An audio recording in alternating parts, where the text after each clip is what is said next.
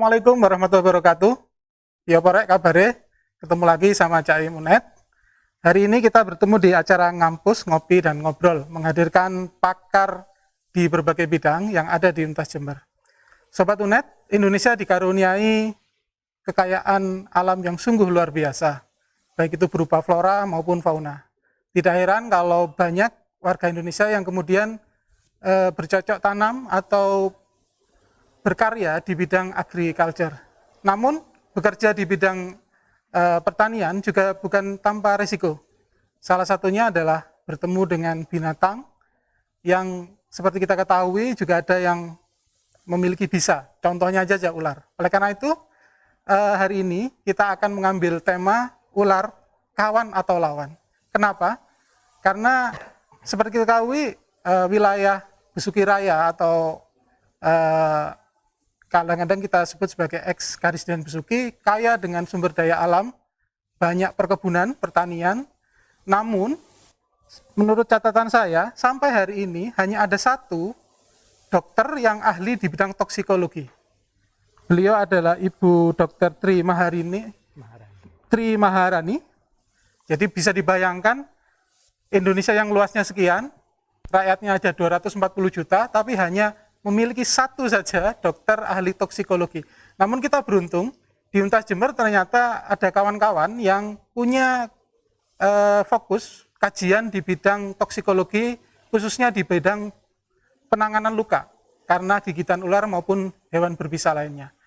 Kita sambut saja, yang pertama adalah Pak Masuri. Assalamualaikum Pak. Waalaikumsalam. Oke, sehat ya Pak ya? Alhamdulillah sehat Bapak. Pak Masuri ini adalah tenaga pengajar atau dosen di program studi Diplomatika Keperawatan Universitas Jember, kampus Lumajang, yang fokus pada penanganan luka, terutama di penanganan luka kaitannya dengan gigitan hewan berbisa gitu ya. Kemudian tamu kedua kita, nah ini Jape Mete katanya, konco dewe. Saya ketemu beliau itu mesti ketawa dulu gitu.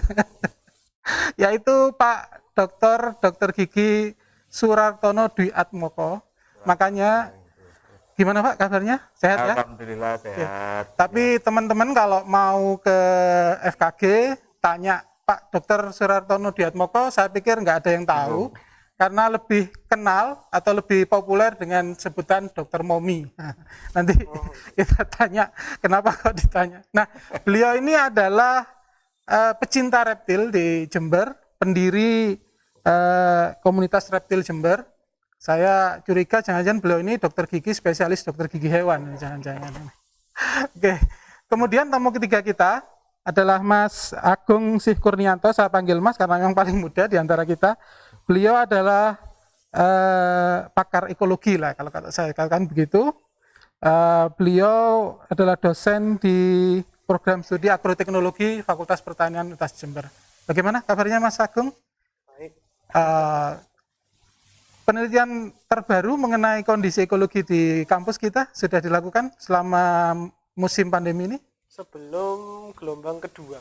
Oke, nanti kita akan tanya-tanya lagi tentang itu. Baik, saya ke Pak Masuri dulu. Pak, ada nggak data berapa tiap tahunnya korban karena gigitan hewan, terutama ular Pak, di Indonesia maupun ya mungkin di ex-Karisden Besuki atau Besuki Raya ini Pak? Ya, baik, untuk data secara spesifik skala Indonesia itu memang tidak ada, tetapi untuk di wilayah Tapal Kuda terutama di Bondowoso itu sempat di tahun 2015 itu ada data untuk kasus gigitan ular per tahunnya kurang lebih sekitar 55 kasus yang itu tercover di pelayanan kesehatan.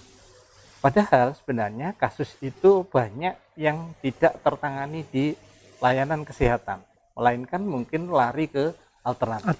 Iya. Pak, kalau kita bicara mengenai gigitan ular khususnya Pak ya, itu sampai bagaimana Pak? Risiko paling tinggi Pak? Ya, risiko paling tinggi dari gigitan ular, apalagi yang berbisa, ini memang ancamannya adalah kematian. Itu yang pertama. Kalaupun tidak terjadi kematian, itu akan terjadi kecacatan fisik secara permanen. Kemudian kalau dia berhasil lolos, ya tidak terjadi kecacatan, mungkin dia bisa sembuh, tetapi kesembuhannya biasanya meninggalkan gejala-gejala sisa. Ya, gejala-gejala Contohnya gejala sisa itu apa? contoh gejala sisa di situ seperti gangguan di sistem neurologi, ya, sistem persarafan.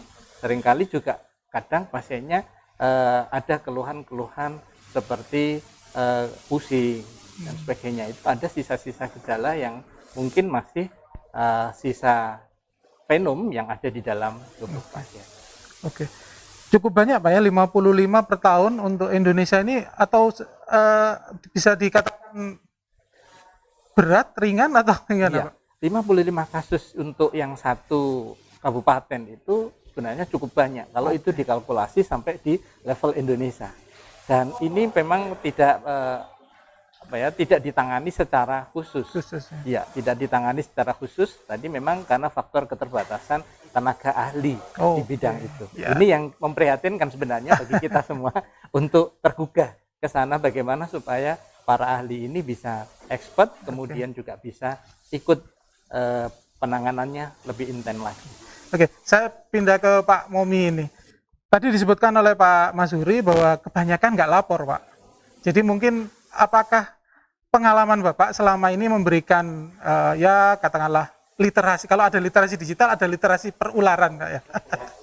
Jadi jangan-jangan warga kita itu kalau digigit ular dianggap biasa, Pak, gitu. Atau bagaimana? Atau mungkin aduh aja dibawa ke dukun lah, istilahnya seperti itu, Pak. Jangan ke tenaga kesehatan. Pengalamannya seperti apa, Pak? Jadi salah satu kegiatan di komunitas kami itu adalah tentang edukasi pada masyarakat. Nah, yang sering kali kami temui itu adalah mereka masyarakat awam ya, itu yang sering kali nanya, kalau ngobati gigitan pakai batu ini bisa enggak gitu? Atau keris? Atau pakai keris atau bisa enggak? Nah, itulah yang banyak kami temui. Jadi nampaknya pada orang awam lebih percaya atau masih banyak yang berupaya mencari pengobatan lain begitu. Mungkin begitu ya. Gitu. Iya. Apakah karena mitos atau bagaimana? Karena begini Pak, saya pribadi sejak kecil itu kan awas hati-hati ulo, pokoknya ulo harus dihindari gitu Pak ya. Terus kemudian jangan dibunuh. Kalau dibunuh nanti temennya datang. Nah, gitu juga kan. Akhirnya bawa temennya katanya Pak gitu. Balas dendam. Apa karena film itu Pak ya? Film-film India. Jadi memang kalau kita berbicara reptil sebetulnya kan banyak macam ya.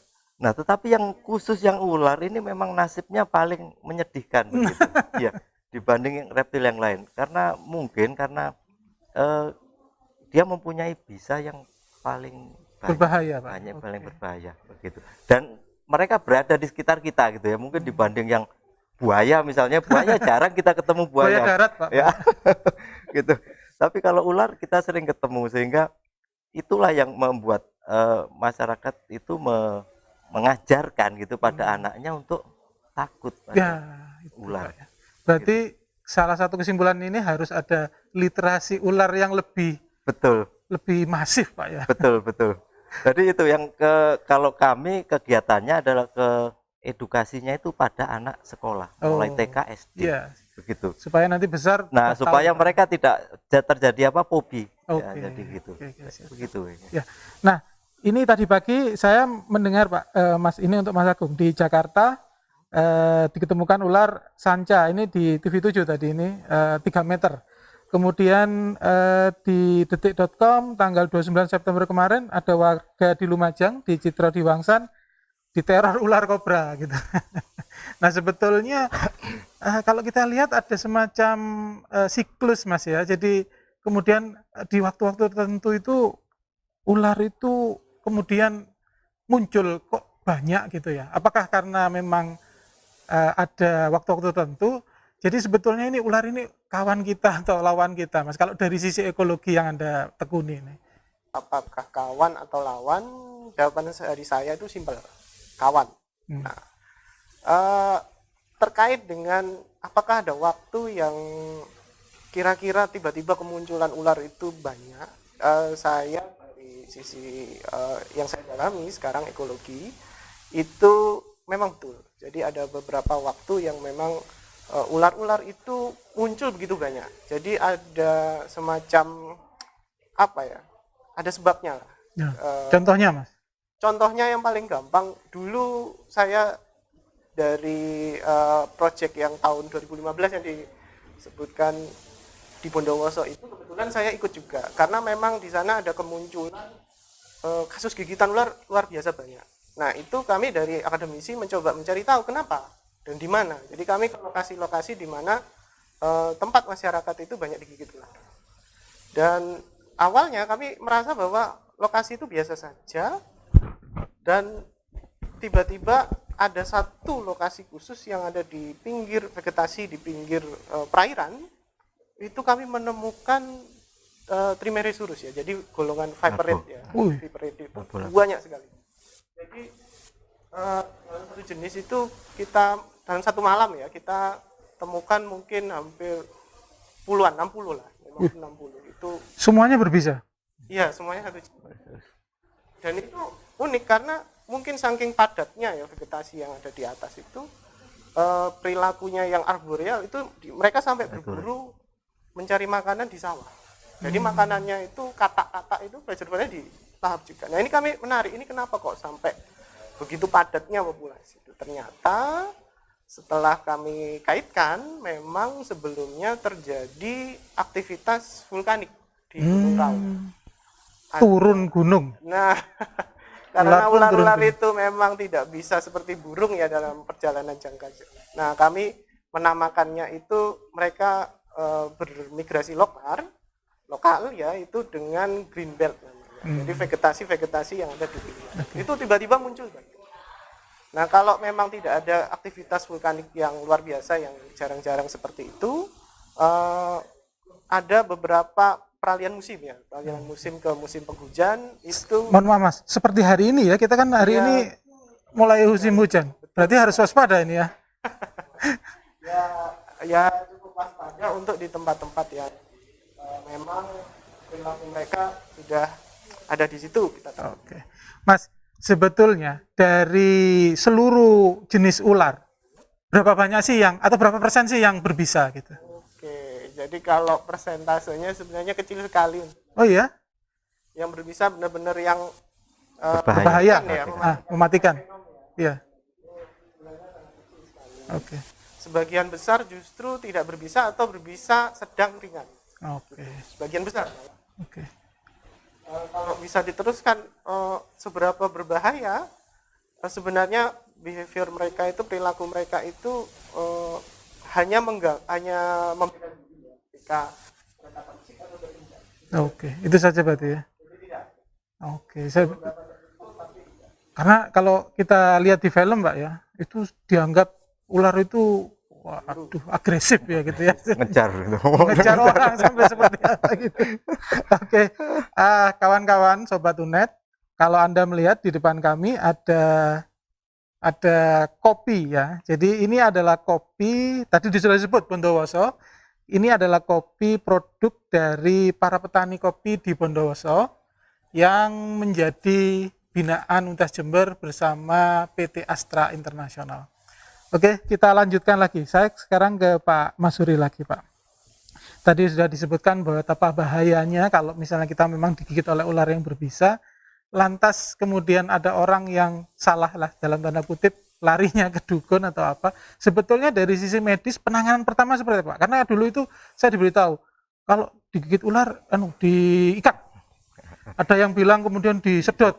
Nah, saya mikir nyedot ya, waduh sudah bikin itu siapa yang mau nyedot kemudian gitu. Gimana Pak Masuri? Ya, baik, terima kasih. Jadi untuk penanganan pertama ketika tergigit ular itu memang bagaimana bisa yang sudah masuk, venom yang sudah masuk ke dalam tubuh kita ini tidak cepat untuk masuk ke sistem sirkulasi ke jantung. Bagaimana salah satunya? Salah satu kita ketika di lapangan itu sebenarnya dilakukan pembebatan. Dibebat, ya, dibidai, dibebat dan diupayakan ini tidak bergerak, immobile. Jadi kalau misalnya pada tangan ujung jari itu tadi dipasih bidai, dispalet, kemudian dibalut, ya, dibebat dengan elastis banded atau beban yang perban yang elastis, kemudian habis diperban kita gunakan mitela untuk supaya ini tidak bergerak. Karena kalau dia semakin banyak bergerak, memang resiko venom yang sudah masuk tadi segera untuk menuju ke sistem sirkulasi sentral, yaitu di jantung. Pak, itu kan ideal Pak ya. Ya. Nah, cuman kalau kita bicara tentang perkebunan pertanian Pak, misalnya Pak Tani, kemudian tentu kan jauh dari fasilitas kesehatan Pak. Nah, ada nggak Pak trik atau tips kalau misalnya teman-teman nanti Sobat Unet berkegiatan di luar kemudian digigit ular, karena kan gini Pak, saya membayangkan kalau digigit ular itu kan juga nggak tahu Pak ya, sudah kadang takut dulu ya Pak, ini ular apa, kita juga nggak tahu. Nah, tips atau triknya untuk menggunakan apapun yang ada di sekitar itu bagaimana? Mungkin pertama ke Pak Masuri, nanti ke Pak Momi ini sebagai pecinta reptil, monggo Pak. Ya, baik, terima kasih. Jadi ketika kita mungkin menemukan kondisi di lapangan, terutama di perkebunan atau mungkin juga di persawahan, saya yakin fasilitas seperti sarana tadi tidak akan terpenuhi. Bagaimana kita bisa menggunakan sarana yang ada? Ya salah satunya kita gunakan biasanya kalau orang awam itu ya pakaian. Tapi pakaian yang paling aman sebenarnya untuk mengikat itu seperti berbahan kaos. Jadi dia lebih elastis, jadi lebih tidak mengikat. Karena kalau terlalu kencang mengikat, sistem aliran darah ini juga akan terganggu sirkulasinya. Ketika sirkulasi ini terganggu, area bagian ujung, bagian perifer yang tergigit, entah itu tangan atau kaki, ya biasanya akan nekrosis, terjadi kematian jaringan. Ini yang harus dihindari. Makanya untuk mengantisipasi itu cari obat tekan yang kira-kira tidak terlalu kencang. Ya, kalau berbahan seperti bahan kaos itu kan lebih lentur.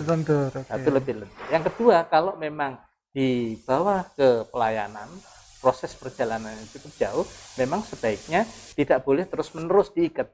Ya, 5 menit diikat, kemudian dilonggarkan, ya sedikit dikencangkan, kemudian dilonggarkan.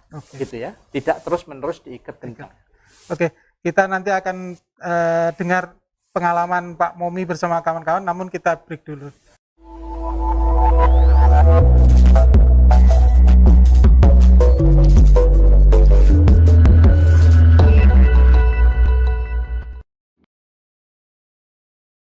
Pak Momi, punya enggak pengalaman seperti yang disampaikan oleh Pak Masuri tadi, misalnya teman-teman di pencinta reptil Jember digigit ular, kalau digigit bagaimana gitu? Ya, atau misalnya tahu, oh ini ular berbisa atau tidak gitu? Ya, jadi kalau salah satu juga dari materi edukasi kami itu adalah tentang penanganan gigitan ular di tempat, ya di tempat itu. Jadi bahwa tadi sudah disampaikan Pak Masuri bahwa itu segera di imobilisasi kalau gitu, kemudian kirim ke fasilitas kesehatan, gitu sampai di situ gitu. Nah kemudian kalau kami sih dalam melakukan kegiatan selalu membawa persiapan itu, ada perban, ada kayu gitu. Nah kalau di lapangan ya kita pakai seadanya, apa ranting-ranting atau apa baju gitu, atau sapu tangan, apapun yang kita bawa begitu. Tapi saya nggak percaya kalau ularnya nggak dibawa ke sini. Jadi, karena katanya teman-teman dari pecinta reptil di Jember dan Lumajang ini juga membawa. Nah, ini ada bisa dibawa ke sini Pak. Oke. Nah, ini Mas siapa Bapak, bisa diperkenalkan? Mas Bagus. Mas Bagus, oke. Ya, ini apa? Ini kalau saya ini sanca ya kalau. Ya, sanca. Ini ganti sekarang Malayopiton reticulatus. Iya, lagi ganti nama. Nah, kemudian kalau yang mungkin bisa Pak Momi dipegang gitu mungkin. Ya. Jadi kalau ini termasuk ular pembelit ya, dia sanca tidak berbisa. Ini tidak berbisa, ya, tetapi dia membelit untuk makan. Ya, nah, gitu.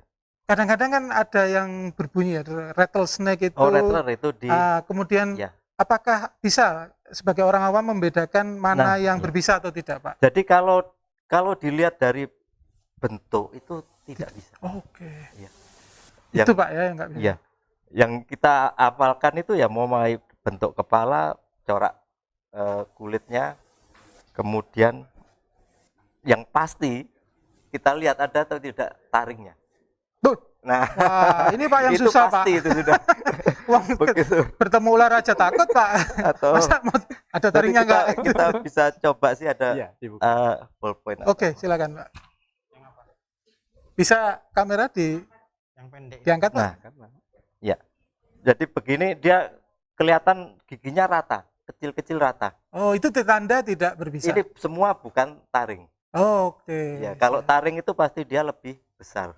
Melengkung gitu Pak ya? Nah, kalau yang melengkung itu jenis viper. Oh, Nah, yang berbahaya kan bangsa viper itu ya? bukan, yang bangsa apa ini kobra Hmm. atau bungarus, weling, welang itu Iya. taringnya kecil, Wih, tapi dia lebih besar sih daripada gigi yang lain. Nah, itu yang kadang-kadang orang tergigit weling itu tidak terasa. makdit gitu Pak ya? Ya, tiba-tiba harus ngantuk, tidur, Sudah. bablas. Nah, itulah bahayanya kan di situ, begitu. Nah, ini ada 1, 2, 3, 4 di depan. Wah, ini yang hijau ini Ini berbisa ada Pak yang ya? agak besaran. Ini ya Kak. Ini sama juga. Oh, ini ada satu lagi Ya, nih. piton cuman, Kalau Mbak siapa? Monggo diperkenalkan ini kan. Diperkenalkan nama ularnya, Mbak. Mbak Angesti. Mbak Ngesti dari Lumajang ini. Oke, ini juga wah kok langsung Nggak ke apa, Pak ya. Momi ya? Wah, Jadi ini sebetulnya begini bahwa ular itu tidak bisa jinak, oke. tapi dia merasa nyaman Oh. dengan orang. Jadi kita bukan ancaman bagi dia, gitu ya. Itu tanda bahwa dia istilahnya Jadi dia sudah sering interaksi dengan oke, manusia oke. sehingga dia tidak menganggap manusia itu sebagai ancaman. Oke, oke. Ini ada yang hijau ini kalau ini berbisa Pak ya kayaknya Pak ya? Mboten, ini ular pucuk. Oh, Apa ya? Ah itu. Itulah. Mas Agung, berapa persen sih yang berbisa? Kalau dari 100%, 10%? Ya berapa persen ya? Nggak sampai kayaknya. Ada 10%? Mungkin enggak lah. Ya 10% bisa dibilang seperti itu. Oke, gitu. Aus. Jadi kalau yang dulu saya belajar sih di Jawa itu hanya ada 10 jenis gitu aja. Hanya 10 jenis Ya, sebetulnya. yang berbisa, yang berbahaya ya Oke, itu. Yang lainnya aman. aman. Iya. Oke, nah ini bagi teman-teman di Jawa hanya ada 10 ular yang berbisa, lainnya enggak. Jadi Atau jangan bukan khawatir. berbisa yang berbahaya ya. Oh, yang Kalau berbisa lemah itu kan tidak membunuh. Oke. Ya. Seperti ini sebetulnya berbisa ini. Ini Hah? bisa lemah. Lemah. Oh, tapi lemah. Lemah ya. Pak Momi berapa kali digigit? Sudah lupa ya, Pak ya? Lupa. Tapi saya jarang kok, jarang. Oh, gitu. Jarang sekali. Oh, Mungkin ada 3-4 tahun terakhir nggak pernah enggak pernah digigit. Ya. Nah, Mas Agung, harusnya seperti apa sih? Karena kalau kita itu kemudian tahu bahwa di sekitar kita itu ada ular, bagaimana kita bersikap, bagaimana kita harus hidup dalam tanda kutip dengan ular itu, Mas? Oke, kalau saya itu mengibaratkan hidup kita dengan wildlife ya, maksudnya kehidupan liar itu seperti kayak kebun binatang tanpa pagar. Oke, apa Itu itu? gambaran saya. Dengan ular pun juga demikian. Saya merasa bahwa ketika ada orang yang takut dengan ular, saya pikir takut itu juga tidak apa-apa menyelamatkan asal tidak perlu sampai membunuh. Jadi yang kita harus lihat ketika ada ular, anggap semuanya itu berbahaya dulu. Kalau kita tidak bisa mengidentifikasi Coklat. apakah ini berbisa atau tidak, itu nanti dulu. Jadi jangan pernah mengandalkan tangan kosong untuk melakukan handling Oh, tanpa pengetahuan Ya, ya, terkait ya. teknik handling. Oh ya. oke. Ya, ya. Tadi ini saya garis bawahi ya, Sobat Unet, jangan Wah. pernah pakai tangan kosong untuk menangani ular kalau tidak tahu ilmunya. Melatih apa? Nah, kalau ilmu kesehatannya Lapo. di Pak Masuri, kalau pencinta reptilnya di Pak Momi, nanti ekologinya di Mas Agung ini. Oke, kita istirahat dulu. Jadi nanti kita akan teruskan dengan diskusi kita yang ini makin sore makin hangat ini dengan keberadaan ular-ular. Oke.